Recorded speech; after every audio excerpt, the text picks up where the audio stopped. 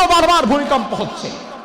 কোরআন বলছে যাহারাল ফাসাদু ফিল বাররি ওয়াল বাহর বিমা কাসাবাত আইদিন নাস। জলস্থলে তোমাদের ফাসাদ, বিপর্যয়, পাপাচার যখন বেড়ে যায়, তোমাদের রব তখন তোমাদেরকে সাবধান করার জন্য মাঝে মাঝে একটু ধাক্কা দেয়। এই ফিরে আয়, সাবধান হ, হারাম ছেড়ে দে, সুদ ছেড়ে দে, ঘুষ ছেড়ে দে, জিনা বা বিচার ছেড়ে দে, আমার দিকে ফিরে আয়। আল্লাহ মাঝে মাঝে ধাক্কা দেয়। ওই ধাক্কা খাওয়ার পরে যদি আপনি ফিরে আসতে পারেন, আপনি সৌভাগ্যবান। আর ওই ধাক্কা খাওয়ার পরেও যদি আপনার হুঁশ না ফিরে, তাহলে কিয়ামতের ভয়াবহ গজব আপনার মাথায় আসবে। আল্লাহ কোরআনের মধ্যে বললেন, ওয়ায়াসআলুনাকা আনিল জিবালি ফাকুল ইয়ানসিফুহা রাব্বি নাসফা ফায়াযারুহা কা'আন সাফসাফা লা তারা ফিহা ইওয়াজান ওয়ালা আমতা।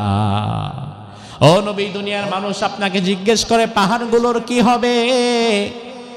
আপনি নবী বলে দেন, তোমাদের রব আল্লাহ তাআলা পাহাড়গুলোকে সেই দিন ভেঙে চুরমাচুর করে একদম মাটির সাথে মিশিয়ে দেবেন, তছনছ করে দিবেন সবকিছু। দুনিয়াতে কোনো উঁচু নিচু কোনো জায়গা থাকবে না, সব জায়গাগুলোকে সমতল একটা ভূমি আল্লাহ বানিয়ে দেবেন। দুনিয়ার সব পাহাড় পর্বতগুলো ভেঙে দেওয়ার ক্ষমতা আল্লাহর আছে না নাই?